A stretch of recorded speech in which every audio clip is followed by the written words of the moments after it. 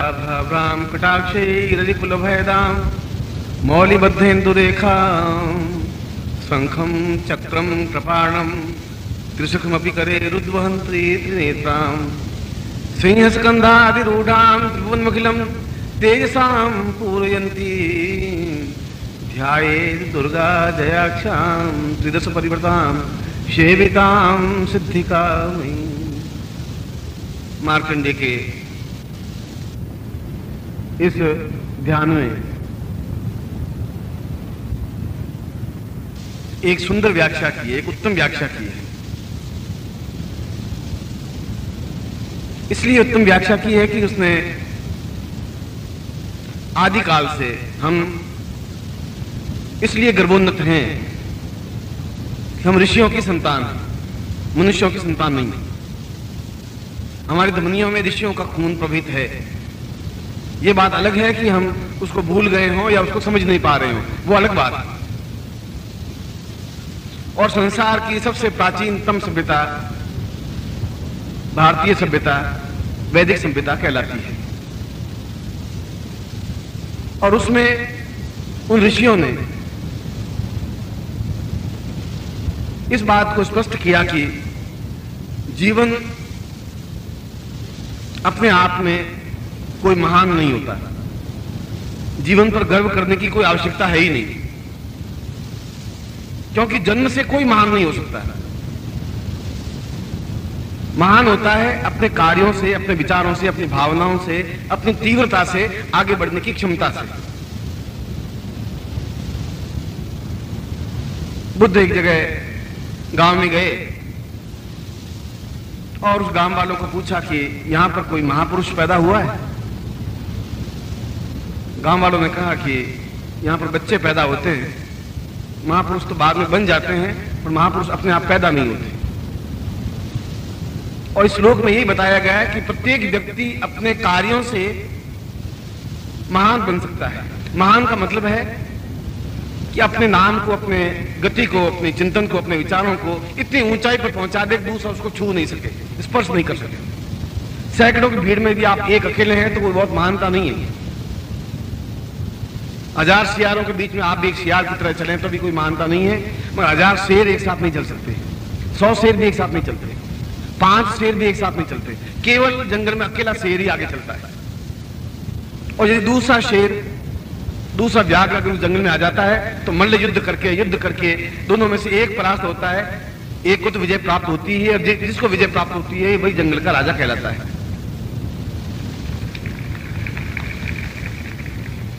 इसलिए शेरों की झुंड के झुंड किसी जंगल में नहीं देखे गए पिछले 10,000 वर्षों में भी। गीदड़ों के देखे गए, शियारों के देखे गए, और का कोई मूल्य नहीं होता, उन शियारों का कोई मूल्य नहीं होता। उनको कोई आंकते नहीं है, उनको कोई पहचानते नहीं है।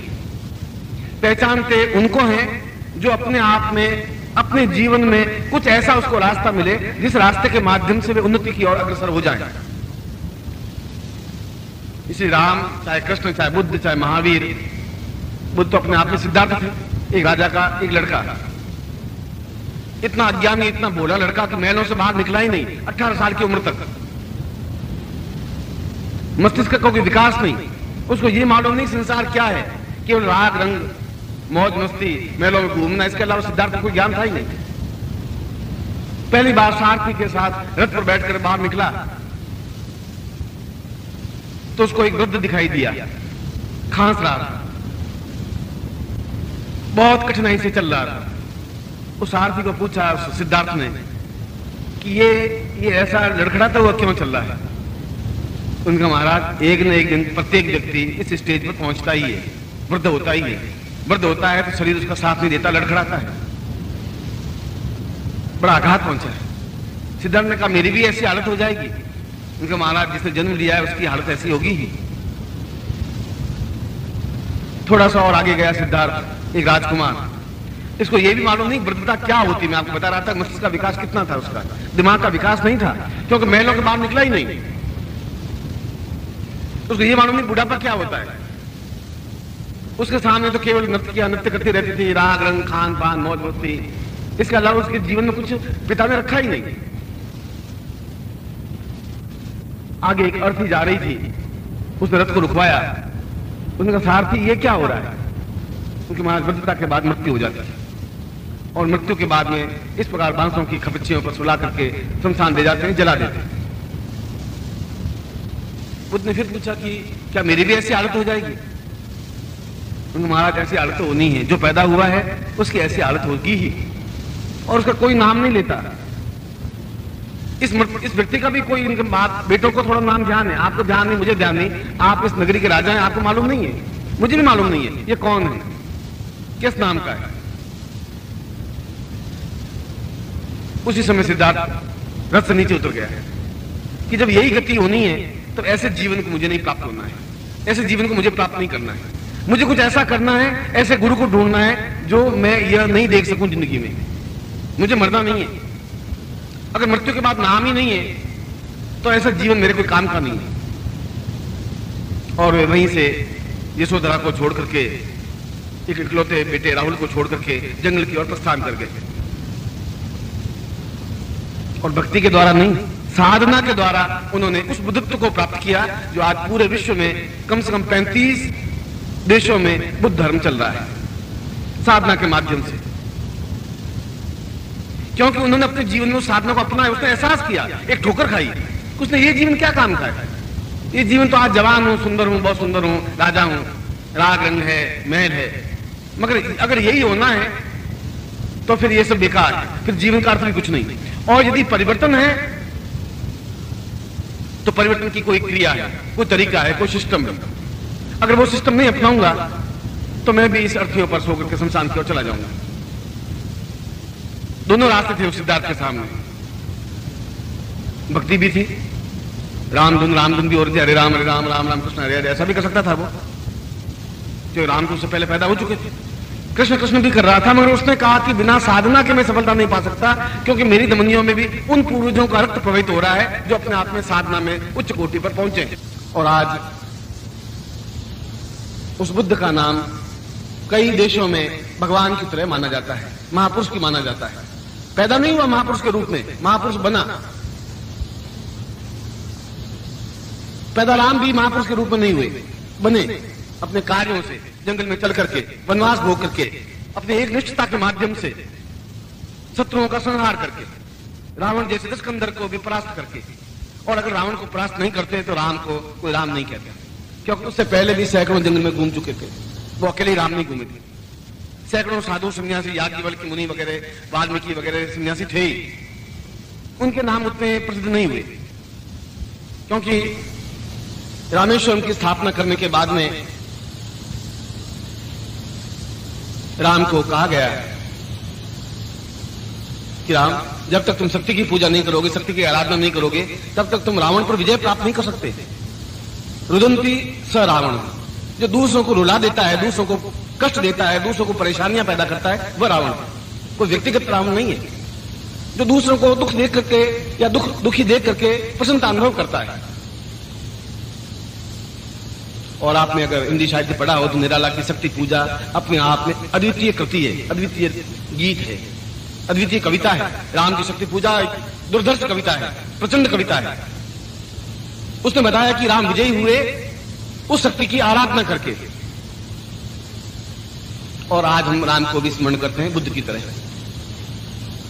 कृष्ण जब महाभारत युद्ध में रवाना हुए तो विष्णु ने कहा कि कृष्ण तुम नहीं जीत सकते, तुम दुर्योधन को नहीं झुका सके, समझा नहीं सके, तुम दुशासन को नहीं समझा सके, तुम हजारों की भीड़ को तुम कैसे सिद्ध कर सकते हो, कैसे कृष्ण बन सकते हो?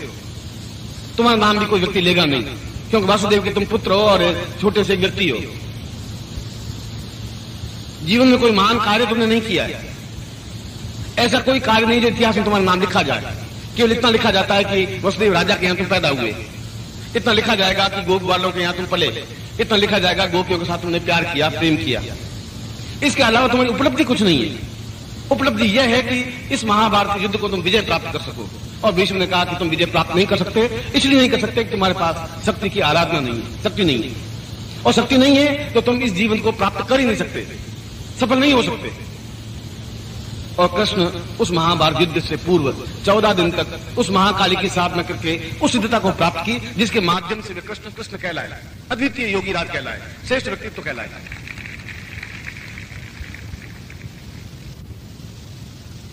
कृष्ण का उदाहरण इसलिए दिया कि वो भी आपके और मेरी तरह व्यक्ति ही था। कोई पैदा होती उसके 4 हाथ और बस माथे सिर नहीं थे। एक सामान्य कारागार में पैदा हुआ, जेल में पैदा हुआ, कंस की जेल में। एक वसुदेव के घर में पैदा हुआ जो खुद जेल में बैठा हुआ था, और छुपा करके यमुना के पार एक दूसरे घर में उसको छुपा करके पाला पोसा गया। उसकी कोई पृष्ठभूमि नहीं थी, इतनी अद्वितीय पृष्ठभूमि नहीं थी, मगर उसने महाभारत युद्ध को केवल 5 पांडवों की सहायता से जीत करके ये दिखा दिया कि मेरे साथ शक्ति है और शक्ति के माध्यम से महाभारत को जीत सकता हूं, अद्वितीय बन सकता हूं।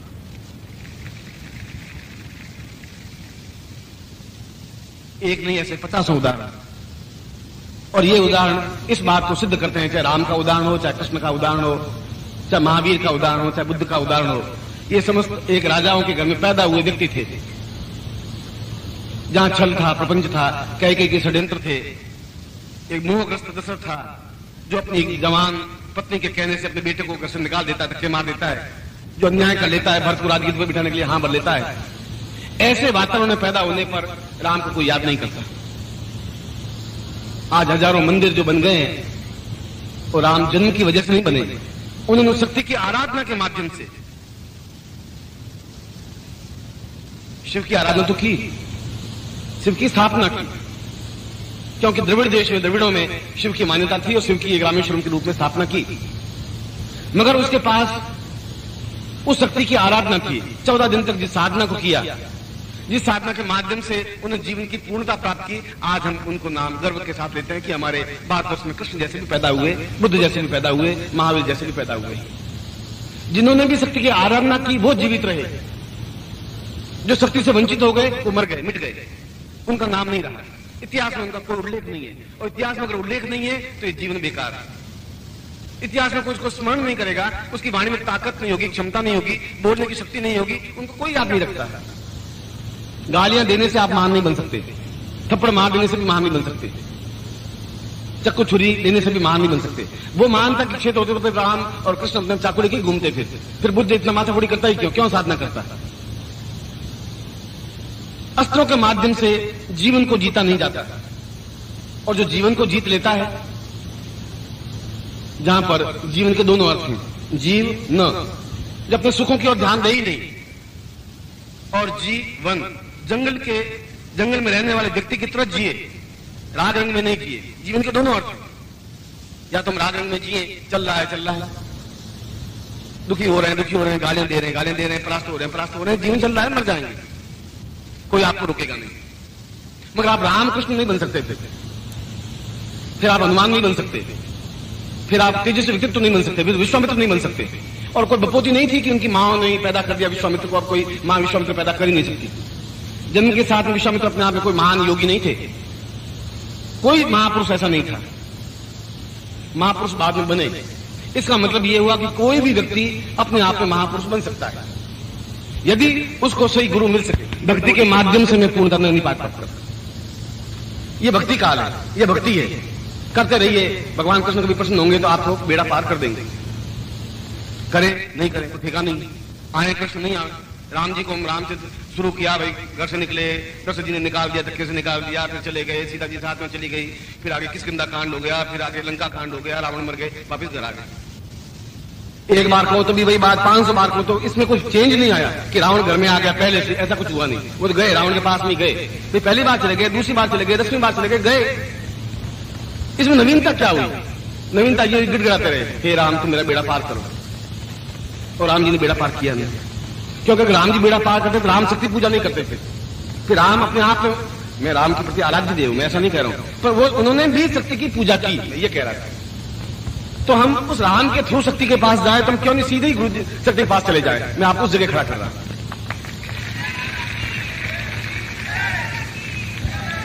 और मैं आराम से पेट भर सकता था, क्योंकि मुझे तो पूरा कंठस्थ वो था, भागवत कथा पूरी, और रामायण कथा मुझे देखनी ही पड़ती थी। बीच में कई श्लोक, कई छप्पे, कई छंद, कई गीत, के बीच में जोड़ता लोग और मधुर कंठ सुनते ही रहते, बिल्कुल तप्त होते रहते। कोई 5 पे चलाता, कोई 20 पे चलाता, कोई 10 पे चलाता। मैं कर्णपुर से पूरा 2 घंटे तक बोलता रहता, पर बोलना यही पड़ता था। कि राम जी को दशरथ जी ने घर से निकाला, ऐसा निकाला दशरथ जी को पकड़ के ले गए, ऐसा उसने उठाई नहीं, मैं कर नहीं सकता। अब एक ही बात को बार बार रिपीट करूं तो उसमें होगा क्या? मैंने एक दिन एक प्रसंग भी आपको सुनाया था कि एक ट्रेन में एक व्यक्ति था, उसने एक पिक्चर को एक बार पैसे देके देखा, दूसरी बार देखा, तीसरी बार देखा, उस रोज जाता, रोज सिनेमा वो पिक्चर देखता था। उस दोस्त ने कहा कि ऐसे इस पिक्चर में कोई विशेषता है नहीं, तुम 50 बार इस पिक्चर को देख चुके हो, है क्या? उसने कहा तुम नहीं समझोगे, बहुत गूढ़ की बात है, मैं बता नहीं सकता, पर बता देता हूं कि इसमें क्या है कि एक लड़की तालाब में नंगी नहाती है, कपड़े खोल खोल नहाती है, वो जो ही कपड़े लेने के बाहर निकलती है तो ट्रेन आ जाती है और ट्रेन जाती है जब तक कपड़े पहन लेती है। मैं देख रहा हूं कभी न कभी गाड़ी लेट जरूर होगी और ट्रेन लेट होगी, मैं उसको देख लूंगा, इसलिए रोज जाता था। वो गाड़ी लेट होगी नहीं, क्योंकि तुम 5 बार सिनेमा को देखोगे तो गाड़ी लेट होगी नहीं और तुम देख नहीं पाओगे। और राम जी चले गए तो राम जी को तुम चेंज कर नहीं सकते और उनको हो नहीं सकते,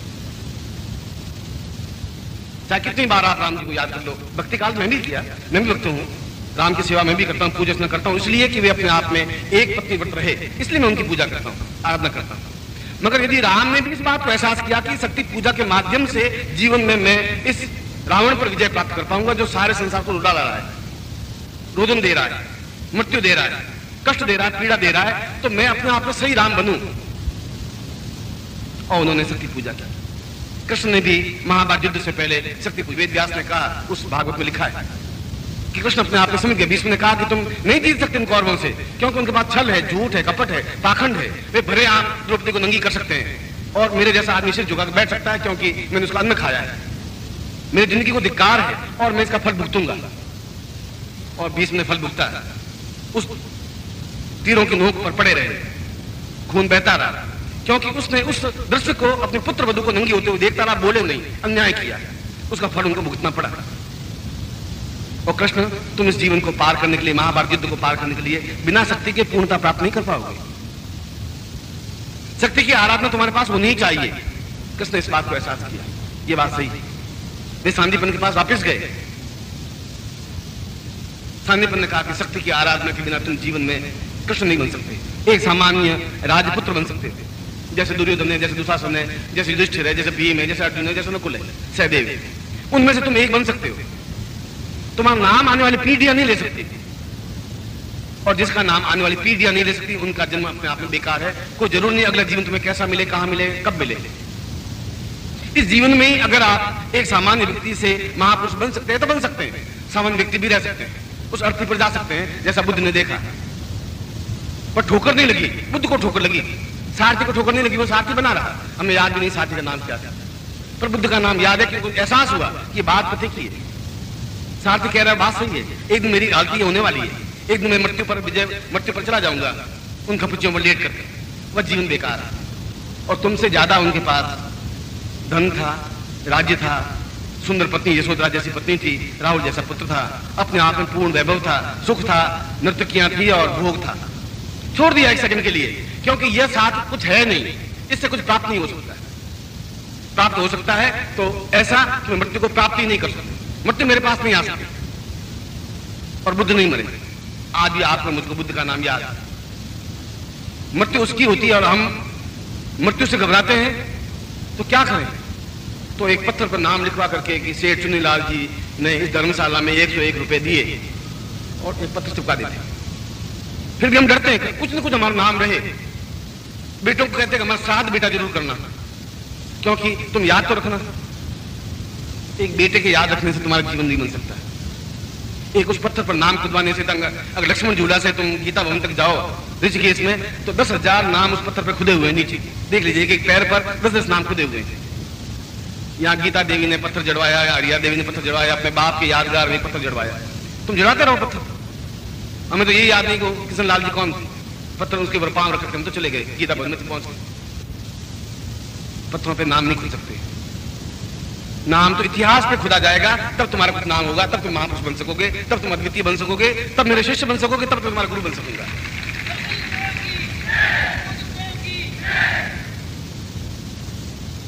अगर विश्वामित्र से लगा करके, महादेव से लगा करके भगवान शिव अगर शक्ति की आराधना करते हैं, भगवान शिव स्वयं अगर कहते हैं कि न तो पाम सत्यात्मा प्रभर्वते दीर्घ मनसः, शक्ति के बिना ये जीवन अपने आप में मेरा भी अधूरा है। अगर महादेव ऐसा कह सकते हैं, यदि विश्वामित्र ऐसा कह सकते हैं, यदि राम और कृष्ण ऐसा कह सकते हैं, बुद्ध और महावीर ऐसा कह सकते हैं कि शक्ति के बिना हमारा जीवन अधूरा है, अपूर्ण है, तो मैं भी उनकी बात को वापस दोहरा रहा हूं कि अगर हमारे पास शक्ति नहीं है, क्षमता नहीं है, तो हमारा जीवन अधूरा है। हम जीवन को कैसे पूरा करें, इसके लिए कल मैंने अपने प्रवचन में आपको समझाया था कि त्रिगुणात्मक शक्ति को साथ में लेकर के गतिशील हो सकते हैं। या तो हम केवल सामान्य मनुष्य होकर मर जाएंगे, कोई रोकने वाला आपको नहीं है।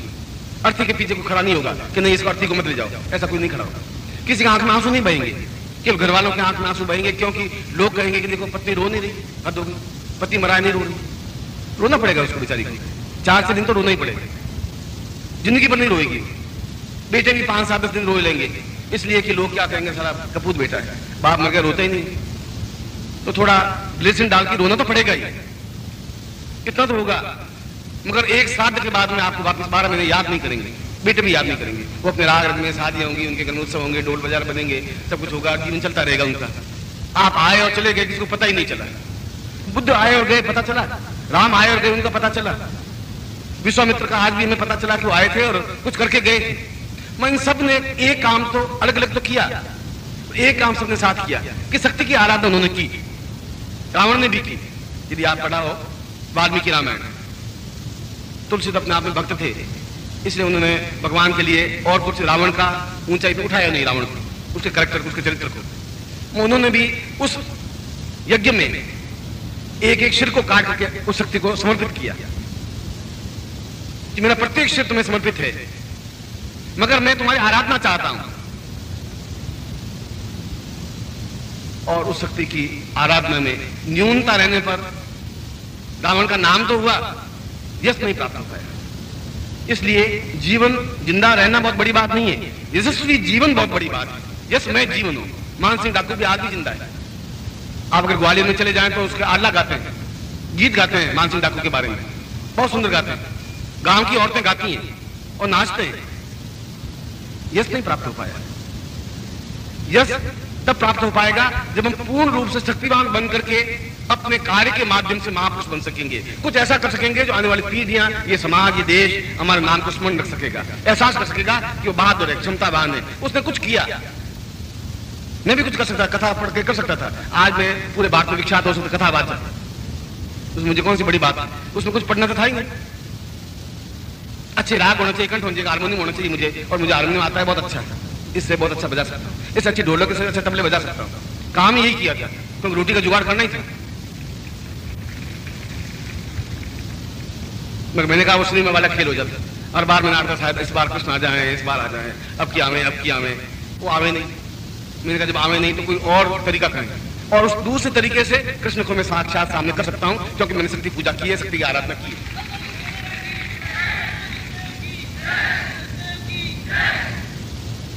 इसलिए तुम्हारे सामने दोनों रास्ते हैं।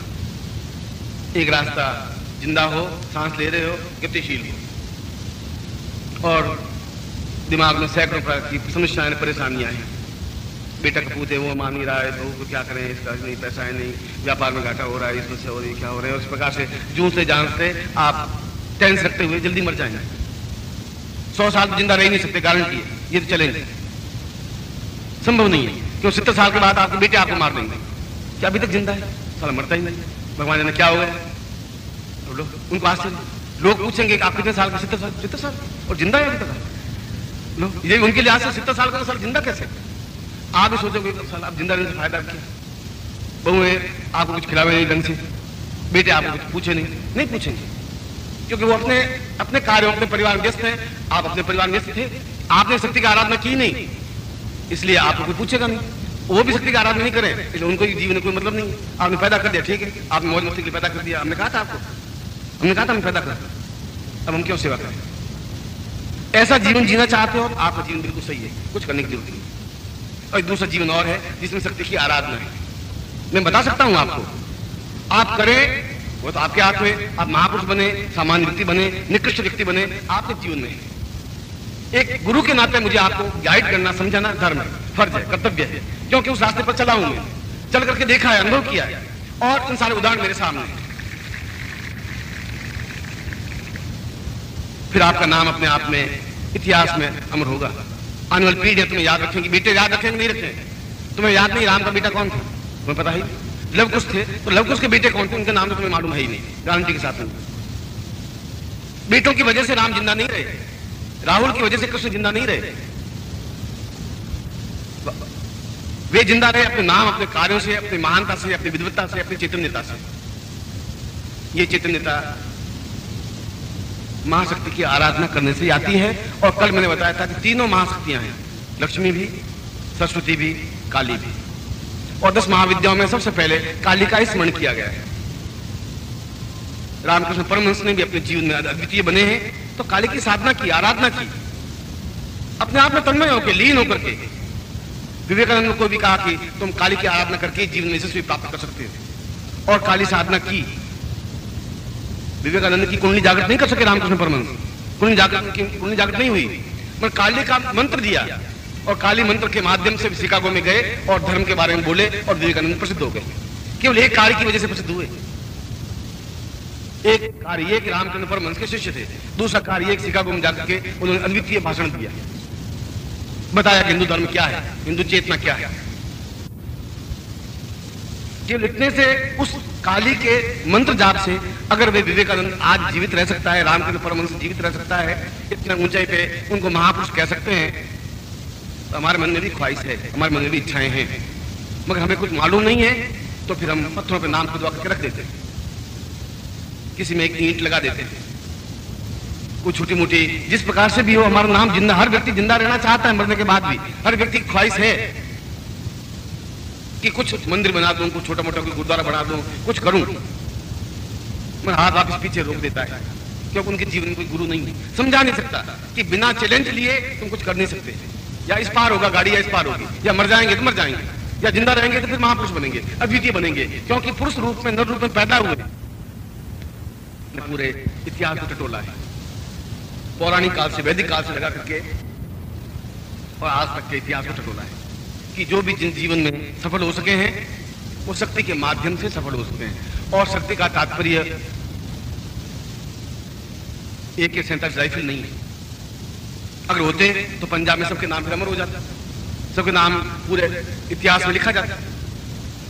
AK-47 राइफल आपको अमर नहीं कर सकती, चाकू अमर नहीं कर सकता, आपको पिस्तौल अमर नहीं कर सकती। वह शक्ति नहीं है, वह विध्वंस है। शक्ति और विध्वंस में अंतर है। शक्ति जो सृजनात्मक काम करवा सके, हमसे अच्छा काम करवा सके, अद्वितीय काम करवा सके। विध्वंस हम नष्ट कर सके। इसलिए रावण अपने आप में विध्वंसात्मक था, राम अपने आप में सृजनात्मक थे। शक्ति की आराधना दोनों ने की, और विध्वंस की ओर बढ़ा, उसने सृजन की ओर बढ़ा। और शक्ति की आराधना तुम्हारे लिए इसलिए जरूरी है कि तुम जीवन में उस मृत्यु की तरफ नहीं जा सकते, लड़खड़ाते हुए नहीं चल सकते, कायरता की तरफ जिंदा नहीं रह सकते। तुम्हें आपके 4 गालियां देके चले जाए, तुम चुपचाप सुनता रहना पड़ता है। घर में तुम्हारे कला होती है, तुमको शांत रहना पड़ता है, इसलिए कि तुम्हारे वाणी में ओज नहीं है, ताकत नहीं है, क्षमता नहीं है। गालियां दे सकते हो, गालियां शक्ति नहीं है तुम्हारे पर्सनैलिटी को देखिए, एहसास करें कि कोई आदमी है, कोई चीज है, इसके पीछे भीड़ जुटे चले, वो कहे नहीं, बुलाए नहीं। इसलिए जंगल में, जीवन में, इन हजारों व्यक्तियों में से कोई एक शेर बन सकता है जो चैलेंज ले लेता है, जो ठोकर खा जाता है, जो एहसास कर लेता है कि कुछ है, कुछ मुझे बनना है। ऐसा जीवन, घिसा पिटा जीवन तो लोग जी रहे हैं, हजारों लोग जी रहे हैं। 1.5 करोड़ व्यक्ति दिल्ली में बैठे हैं जो जी रहे हैं,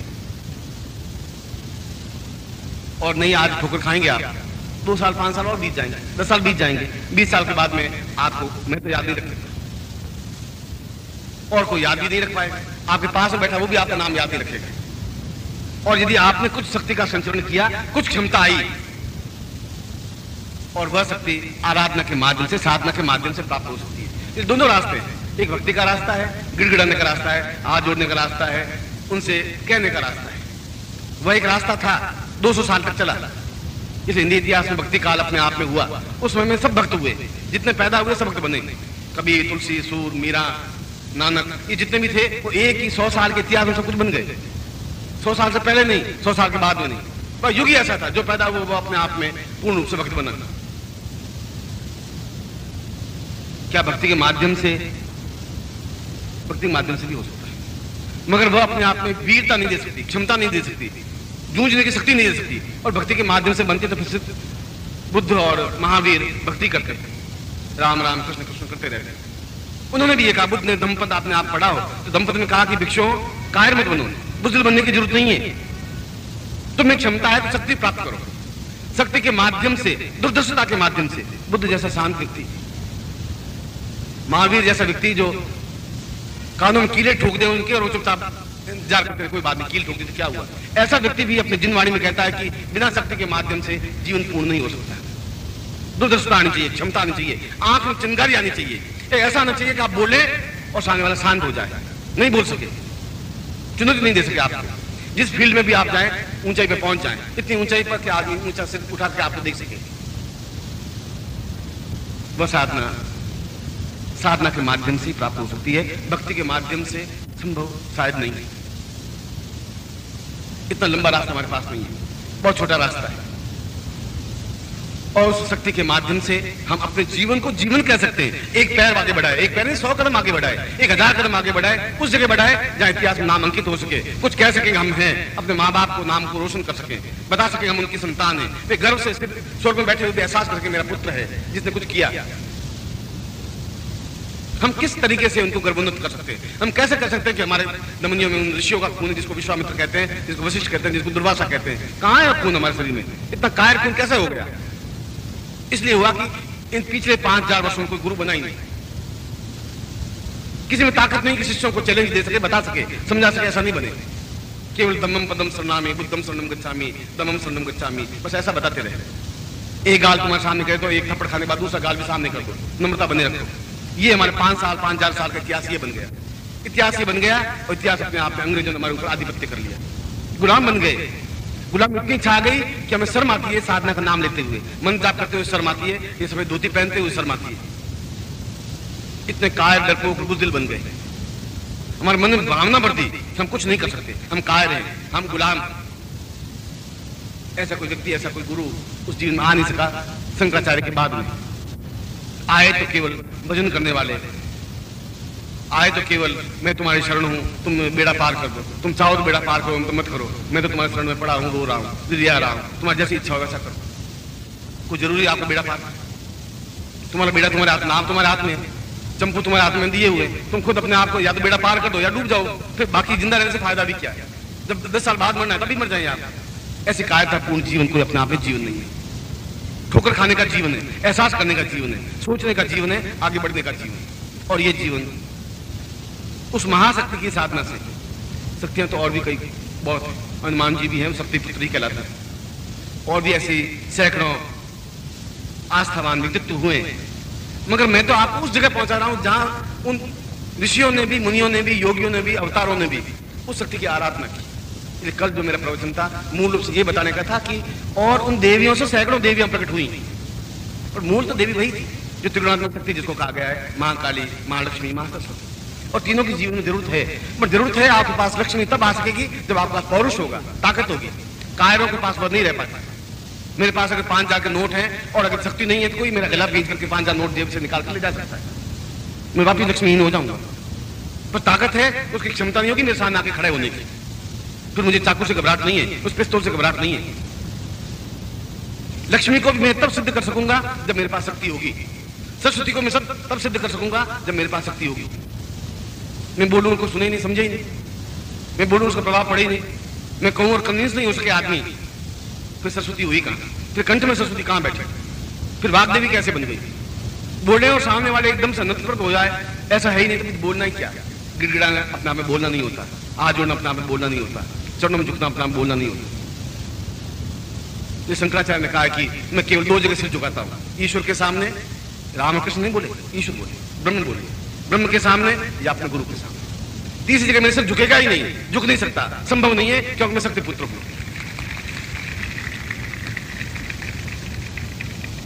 हर दरवाजे पर हर चौखट पर अपना सिर पटकने से सिर लहूलुहान होता है, खून हमारा ही निकलता है, कुछ मिलता नहीं। हम चौखटों पर सिर पटक करके बहुत हुए, मंदिरों में सिर बहुत घिसा है, यहाँ पूरा घिस गया पूरा शरीर। राम के मंदिर में गए, हनुमान जी के मंदिर में गए, कृष्ण के मंदिर में गए, जितने मंदिर थे उन मंदिरों में गए और सिर को घिसा, सिर को दंडवत प्रणाम किया और मिला कुछ नहीं मिल सकता। भक्ति जीवन में होनी चाहिए, अगर शक्ति नहीं है तो भक्ति क्या काम की, कैसे भक्ति कुछ प्राप्त कर पाओगे? मैं खुद भक्त था, आज भक्त हूं, उन सबके प्रति मेरा आराध्य है, मैं हाथ जोड़ता हूं। मगर मैं कहता हूं कि अगर मुझ में शक्ति क्षमता नहीं है, पौरुषता नहीं है, और पौरुषता के लिए कोई जरूरी नहीं कि आप मोटे डील डोल के हो। पौरुषता के लिए जरूरी है कि आपके जीवन को गुरु आवे, ठोकर मारे आपके सीने पर, एहसास करवाए तुम्हारे जीवन का धर्म कर्तव्य ये है, तुम शेर हो, तुम्हें शेर बनकर के आगे बढ़ना है, उछाल खाना है। उस उछाल खाने के लिए उस काली की साधना, महाकाली की साधना आपस में जरूरी है। अगर वह नहीं है तो फिर तुम्हारे जीवन एक काय, डरपोक, भीरू, एक मनुष्य का जीवन बनकर रह जाएगा। महापुरुष का जीवन नहीं बन सकता, एक शिष्यत्व का जीवन नहीं बन सकता, एक गुरुत्व का जीवन नहीं बन सकता। जो डरपोक गुरु होगा वह कुछ कर नहीं सकता, और डरपोक होगा वह गुरु बन भी नहीं सकता, गुरु नहीं हो सकता। उसको और कुछ कह सकते हैं आप, पंडा कह सकते हैं, पुजारी कह सकते हैं, आप कुछ भी कह सकते हैं। गुरु शब्द अपने आप में छोटा नहीं है, उसके लिए उसके सीने में ताकत होनी चाहिए, क्षमता होनी चाहिए। और वह शिष्य वह होता है जो अपने आप में छलांग लगा दे, कहे छलांग लगाना, छलांग लगा दे, फिर सोचना क्या, फिर क्या उसमें गणित करनी है, क्या विचार करना है। 20 साल बाद मरे, आज मर जाएंगे। और महाकाली अपने आप में कोई भयानक ऐसी चीज नहीं है कि देखते ही हम डर जाएं। ये चित्र उन्होंने बनाया जिन्होंने महाकाली को देखा नहीं, उन्होंने जिंदगी महाकाल देखा नहीं, चित्र बना दिया, नरमुंडों की माला पहनी हुई, बहुत भयंकर आंख और काले केस निकले हुए, उन्होंने देखा महाकाली ऐसी है, देखा नहीं, चित्र कहां से बनाया? और जिन्होंने देखा है उससे सुंदर स्वरूप किसी का है ही नहीं। अपने आप में बहुत तेजस्वी स्वरूप है, बहुत सौंदर्यमय स्वरूप है, ऐसा स्वरूप है कि हम देखते ही रह जाए, एहसास कर सके कि हमारे जीवन में पूरे के पूरे उतर जाए। और ये नवरात्रि के दिन,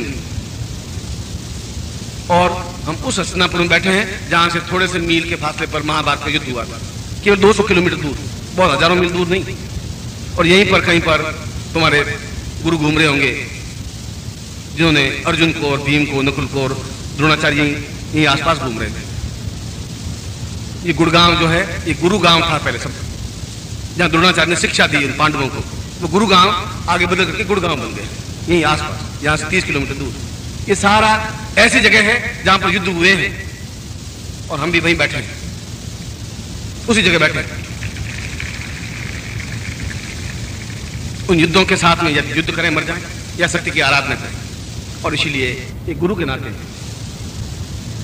और मैंने कहा कि सिंहों के लहड़े नहीं, हंसन की नहीं पांति, हंस झुंड के झुंड 500 हंस एक साथ नहीं मिल सकते, कोई कोई हंस कभी कभी दिखाई देता है, और शेर ऐसे हजारों नहीं मिल सकते जंगलों में। कई अभयारण्य में जाए, जीप लेकर के 3-4 दिन घूमे तो कोई एक शेर दिखाई देता है, तो फिर वो शेर है, उसकी दहाड़ से सब कुछ अपने आप में छुप जाते हैं, सारे जीव जानवर, मनुष्य भी। ऐसी दहाड़ तुम्हें होनी चाहिए।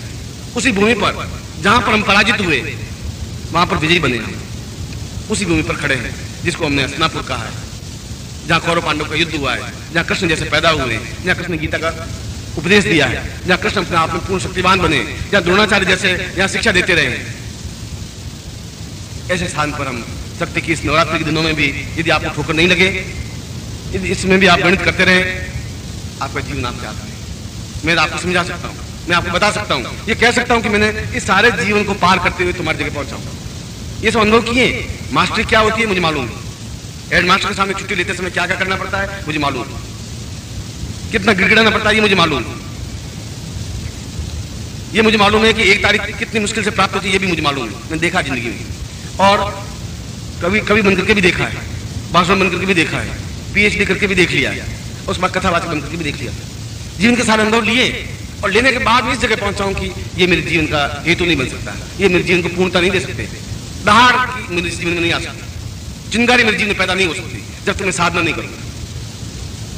और मैं अपने शिष्यों को, अगर मेरे शिष्य हैं तो उनको उस क्रीम को बताऊं कि मूड क्या चीज है। मैं इतने सारे रास्तों पर उनको नहीं घुमाऊंगा, इतने अनुभव को नहीं, ये बता दूं कि जीवन की पूर्णता किस जगह पर है। यदि गुरु हो तो ये कि मूल तत्व क्या है, कहां से हम सफलता पा सकते हैं। और यदि सही तरीके से उस काली की साधना, महाकाली की साधना कर सके तो कमजोर और मृत व्यक्ति के जीवन में भी वह चैतन्यता आ सकती है, सफलता आ सकती है, आती है। राम के जीवन में आ सकती है, रावण के जीवन में आ सकती है, बुद्ध के जीवन में आ सकती है, महावीर के जीवन में आ सकती है, तो तुम्हारे जीवन में भी आ सकती है, 100% आ सकती है। इसलिए मैंने कहा कि उसका स्वरूप अपने आप में डरावना नहीं है, भयानक नहीं है, डरने की जरूरत नहीं है। आप किसी पर पांव रखे वो खड़ी नहीं हो पाएगी, वह तो सबके ऊपर पांव रखा हुआ है, शिव के ऊपर नहीं, जो मुर्दा है। और हम भी मुर्दे हैं, पर हमारी विशेषता यह है कि हम चलते फिरते मुर्दा हैं, ये अजूबा है। मुर्दा तो है और चल रहे हैं, जिंदा वाले सांस ले रहे हैं और मुर्दा है। क्योंकि रोज सुबह आके कोई भी गाड़ी देके आपको चला जाता है, आप कुछ नहीं कर सकते। आपको कर्ज मांगने वाला आपको सुबह आके गाड़ी दे जाते 6 बजे, तो आप कुछ बोल नहीं सकते। पत्नी कहती है सारी तुम आदमी मर्द पर धिक्कार तुम्हें, और तुम कुछ बोल नहीं सकते। आस पड़ोस वाले गाली देते हैं, आप चुप रह जाते हैं। ये आपकी कायरता है, ये आपकी महानता नहीं है कि हम गालियां खाते भी चुप हैं, क्योंकि हम उस भारतवर्ष के हैं। ऐसी कायर पीढ़ी और आपने अगर पैदा कर दी आगे भी जाकर के, इस देश अपने आप में देश नहीं कहलाएगा। शक्तिवान बने और शक्तिवान पुत्र पैदा करें, तेजस्वी पुत्र पैदा करें। अगर एक भी ऐसा पुत्र तुम्हारे हुआ, तुम खुद शक्तिवान बने तो सैकड़ों लोगों को शक्तिवान बना सकोगे। मैं तुम्हें उस जगह खड़ा कर रहा हूं। इसलिए आज का ये प्रवचन भगवती सौंदर्यमयी अद्वितीय महाकाली के चरणों में समर्पित करता हुआ कि आपके जीवन में भी महाकाली उतरे, उस मंत्र के माध्यम से, उस तेजस्विता के माध्यम से, उस साधना के माध्यम से, गिड़गिड़ाने के नहीं, हाथ जोड़ने से भी नहीं। हम हाथ जोड़ने नतमस्तक तो हो, मगर साहस हो, फौलाद हो सीने में, ऐसा हो कि सामने वाला हमें देखे और ठक से रह जाए। वह चीज हो हमारे पास, वो महाकाली साधना के माध्यम से प्राप्त हो सकती है। और शाम को मैं आपको महाकाली साधना संपन्न करवाऊंगा। मैं आपको हृदय से आशीर्वाद देता हूं कि आपके जीवन में पूर्ण शक्ति बने और शक्तिवान बन सके, ऐसे आशीर्वाद दे रहा हूं।